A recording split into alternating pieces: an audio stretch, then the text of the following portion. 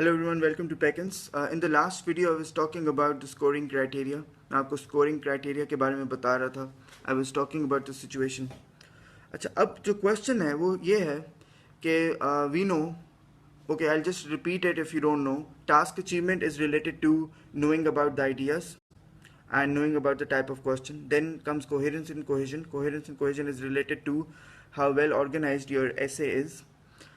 Then comes grammatical accuracy, which is related to the sentence structure, how well you wrote down a sentence. And then comes lexical resourcefulness, which is related to vocabulary. Why do people get a lower mark? अच्छा, ये बहुत important है समझना कि लोगों के ज़्यादातर writing task 2 जो ऐसे पार्ट होता है उसमें लोअर स्कोर क्यों आता है. वो सारी मिस्टेक्स क्या लोग एकेडमी में आके शुरू करते हैं या फिर वो एकेडमीज़ या जो भी बुक्स हैं क्या वो उनको जानबूझ के गलत करवाती हैं कि आइल्स का बिज़नेस और बढ़े और फिर लोग बार बार फ़ी दें और बार बार प्रिपरेशन फ़ी दें. ऐसा नहीं होता. शायद कुछ केसेस में हो कि आपके साथ अनफेयर मार्किंग हो जाए तो आपको फील हो कि हाँ मुझे जानबूझ के इन्होंने फेल किया. कुछ हुआ है, ऐसी सिचुएशंस भी आई हैं. मगर जो आपकी सेंटेंस स्ट्रक्चर में प्रॉब्लम्स हैं वो इस वजह से हैं कि वो mistakes over a long period of time acceptable रही हैं हमारे एजुकेशन सिस्टम के अंदर.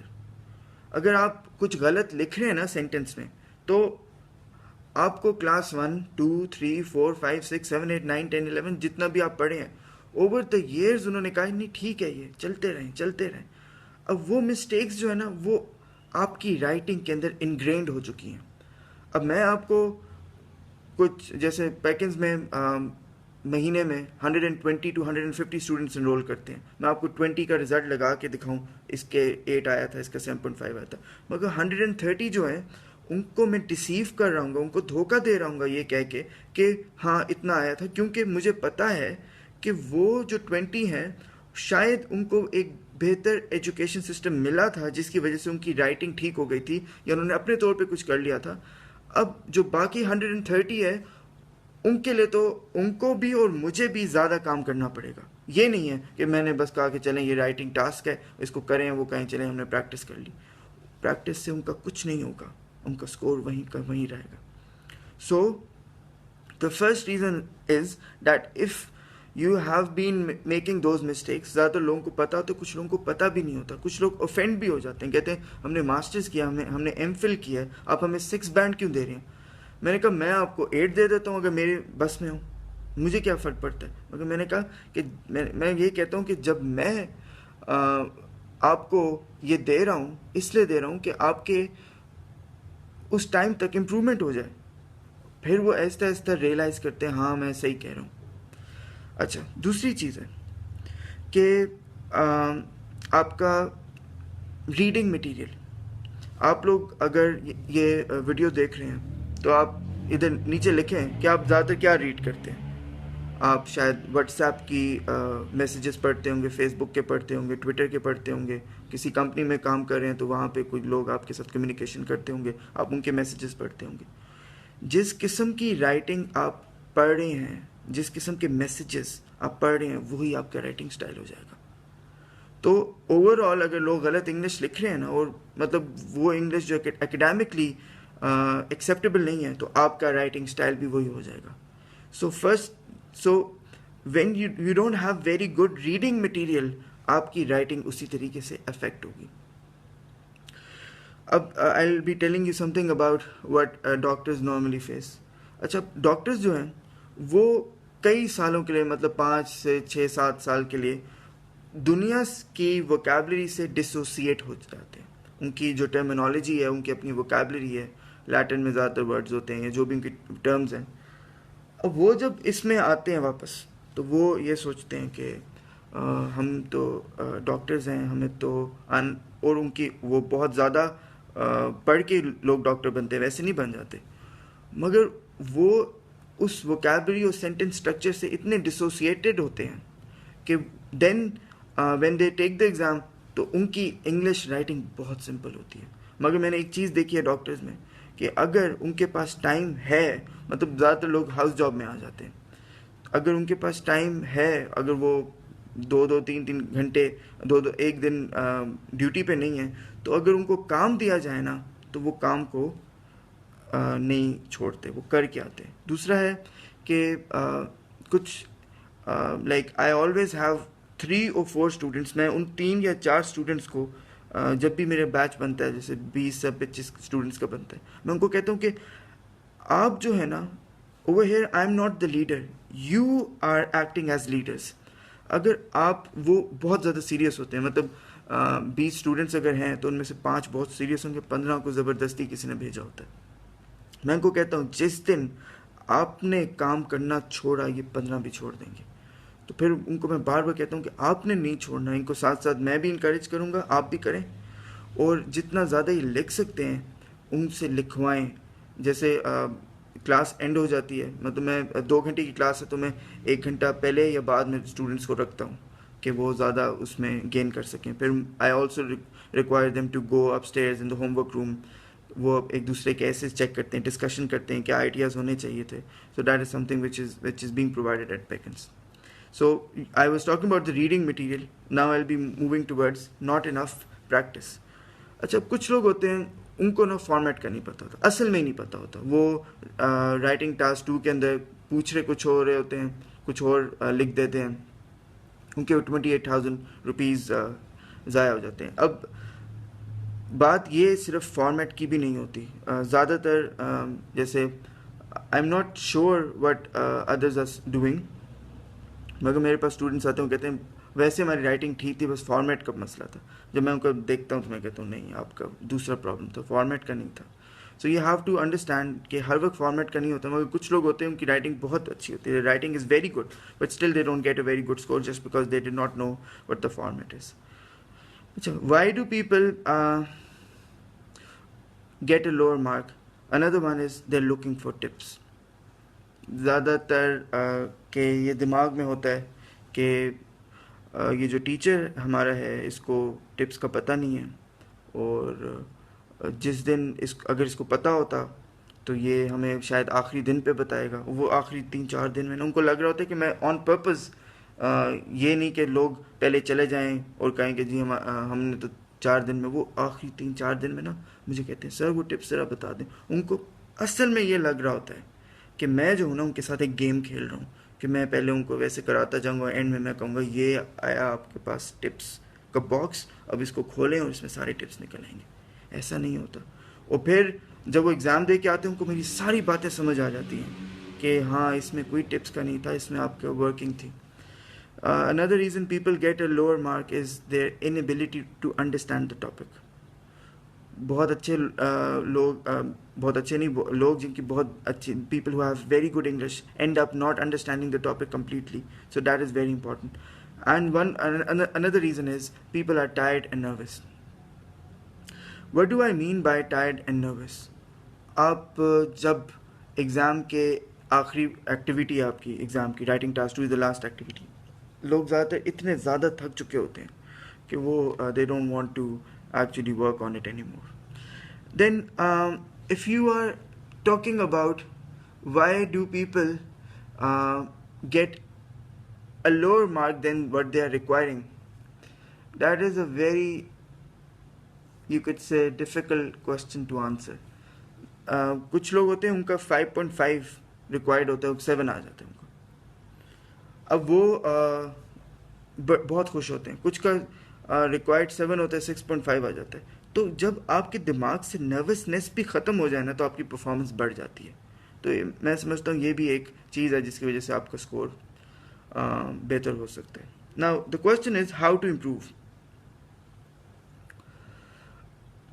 आप अपने स्कोर को इम्प्रूव कैसे कर सकते हैं? ये अब मैं आपको एक प्लान दे रहा हूँ, you can even work on this plan. पहला चीज़ है कि अभी इनिशियली अगर आपकी if you want to come for the free workshop, आप हर संडे को टाउनशिप में जा सकते हैं। वो आपका मॉक एग्ज़ाम भी हो जाएगा वहाँ पे, and you would be also having some material about the writing part, or you could do the assessment test. आपको पता लग जाएगा कि आपकी राइटिंग अभी कहाँ पे है. अच्छा, अगर किसी की राइटिंग में प्रॉब्लम है तो मैं उसको ये रिकमेंड करूँगा कि आइट्स से पहले वो अपनी बेसिक इंग्लिश कोर्स को स्टार्ट करे. वो बंदा अगर वो बेसिक इंग्लिश कोर्स को नहीं करना चाहता, तो मैं जब स्टूडेंट्स एनरोल करते हैं, when people enrol, I make them write down 100 essays. अच्छा, 100 एसेज का मतलब क्या है? What is the meaning of 100 essays? क्या मैं उनको कहता हूँ कि ये 100 टॉपिक्स हैं? क्या मैं उनको कहता हूँ मेमोराइज करके आए? नहीं. ज़्यादातर लोगों को सेंटेंस स्ट्रक्चर का ही नहीं पता, सेंटेंस फॉर्म कैसे होना है. और हमारा, जैसे अब मैं आपको कह रहा हूँ नहीं पता, वैसे उनको पता है.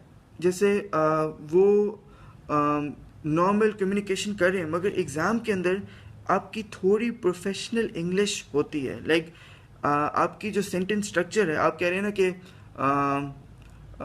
आई विल बाय, जैसे हम कहते हैं I will by many properties, I will by many properties. आप कह सकते हैं आई विल एक्वायर एसेट्स. समझ रहे हैं? हम जो एवरीडे लैंग्वेज यूज़ कर रहे हैं ना अपने बोलने में या लिखने में, वो आप आइल्स की राइटिंग में नहीं यूज़ कर सकते. वो that is going to be having, that is going to be catastrophic actually. That would have an detrimental effect. आपके लिए डिजास्ट्रस होगा वो. जो आप एवरीडे लैंग्वेज यूज़ कर रहे हो आप राइटिंग में नहीं कर सकते. इस वजह से मैं जो ऐसे वर्ड बाय वर्ड लिखवाता हूँ, जो होमवर्क नहीं करके आता. अब मैं एक और चीज़ भी बताऊँगा कि कभी कभी स्टूडेंट्स कहते हैं आप बहुत ज़्यादा स्ट्रिक्ट हो गए. मैं उनको एक बात कहता हूँ, मैं कहता हूँ 200 रुपये की बुक है या 300 की, 400 की है, आपने यहाँ पे 6000 क्यों दिया है? इसलिए दिया ना कि मैं पूरी तरीके से इंश्योर करूँ कि आप अपना काम करें. तो उस वजह से अगर कोई होमवर्क नहीं कर रहा, मैं पूछ भी लेता हूँ कि अगर कोई काम कर रहा है तो मुझे पता होता है कि ये बंदा नहीं कर सकेगा, तो वो वीकेंड पे करता है उसी चीज़ को.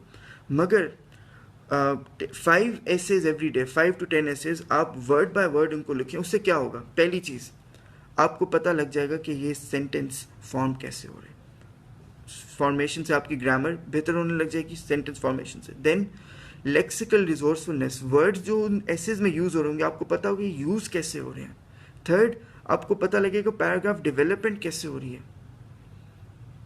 And the fourth one, coherence and cohesion. आपको पता होगा अच्छा ये आइडिया इधर आना चाहिए था, ये इधर आना चाहिए था. आप बेसिकली उन 100 एसेज को लिखने के बाद अपने प्रैक्टिस की तरफ जा सकते हैं. So that is something which I make everyone do. Then read about topics. अब आप जब जैसे आइल्स के जो राइटिंग टास्क 2 है ना, वो अनसीन नहीं है. जैसे आप education, technology, culture, law, science के बारे में अगर आप पढ़ रहे हैं, या issues, social issues, environmental issues, animals के बारे में पढ़ें, so you would be having an advantage over someone who did not read about them. तो ये मैं आपको बता दूंगा, ये सारे नीचे कमेंट में लिख दूंगा. ये टॉपिक्स जो हैं ईजी इन आर्टिकल्स है या articles based, बहुत सी website, debate.org, you can go to all those websites and you can read about them. आपको उनके बारे में इंफॉर्मेशन होगी तो आप उसको इम्प्रूव कर सकेंगे, या आप आइडियाज़ होंगे तो आप लिख सकेंगे. Work on your mistakes. मैं ज़्यादातर ये देखता हूँ कि जैसे मैं ऐसे चेक करके, अच्छा मैं एक दिन भी ऐसे को वो कर लूँ ना, ज़्यादातर स्टूडेंट मेरे से नाराज़ हो जाते हैं, सर वो ऐसे दिया था. मैं कहता हूँ ये लें. अच्छा मैं कहता हूँ अब ये बताएं ये मिस्टेक क्यों की. चलें वो, अच्छा चलें ठीक है. उनको स्कोर लेना बड़ा ज़रूरी लग रहा होता है, मगर मैं ये उनको कहता हूँ कि जो आपने मिस्टेक किया उसको रेक्टिफाई तो करें. आप उसका सेकंड ड्राफ्ट तो लिखें. कुछ स्टूडेंट्स होते हैं बहुत, मतलब वो मेरी बात को समझ रहे भी होते हैं, कुछ होते हैं जो नहीं समझ रहे होते, वो उसी को फिर से लिखते हैं, उनकी इम्प्रूवमेंट भी आने लग जाती है. उसको फिर से लिखना कोई सज़ा, पनिशमेंट नहीं है. उसकी जो उसका जो पर्पस है ना, वो ये है कि आप अपने हाथ से कम सही वाली चीज़ लिखें कि वो गलती फिर से ना हो. एक और चीज़ हम करते हैं, like we do it once in a week in the academy. वो ये होती है कि हम we work on the mistakes. मैं किसी का नाम नहीं लेता, मैं किसी का ये नहीं बताता ये बंदा है इसने ये मिस्टेक किया, and no one is allowed to laugh at each other. उसमें हमारा ये होता है कि जिसने भी जो मिस्टेक किया है एक ऐसे के अंदर, वो मैं बोर्ड पे लिख देता हूँ। मैं कहता हूँ अच्छा इसको करेक्ट करें। तो शायद एक स्टूडेंट ने किए है और दूसरे ने भी शायद अपने ऐसे में किए हो, तो वो हम एक दिन कम से कम रखते हैं जिसके अंदर हम अबाउट 25 to 30 एरर्स को देखते हैं। वो फिर उससे भी इम्प्रूवमेंट आने लग जाती है। Then work on your brainstorming. अपनी ब्रेन स्टॉर्मिंग पे काम करें। आपको जब ऐसे के टॉपिक्स मिलेंगे, इफ़ यू डोंट हैव ऐसे टॉपिक्स, मैं अभी आपको अपना ईमेल शेयर करूँगा। If you don't have ऐसे topics, there are 1000 different websites which are offering them. Brainstorming के ऊपर काम करें। ब्रेनस्टॉर्मिंग क्या होती है? ब्रेनस्टॉर्मिंग ये होती है कि आप अपने आइडियाज़ को देखें कि कौन से आइडियाज़ आपके लिए रेलिवेंट होंगे।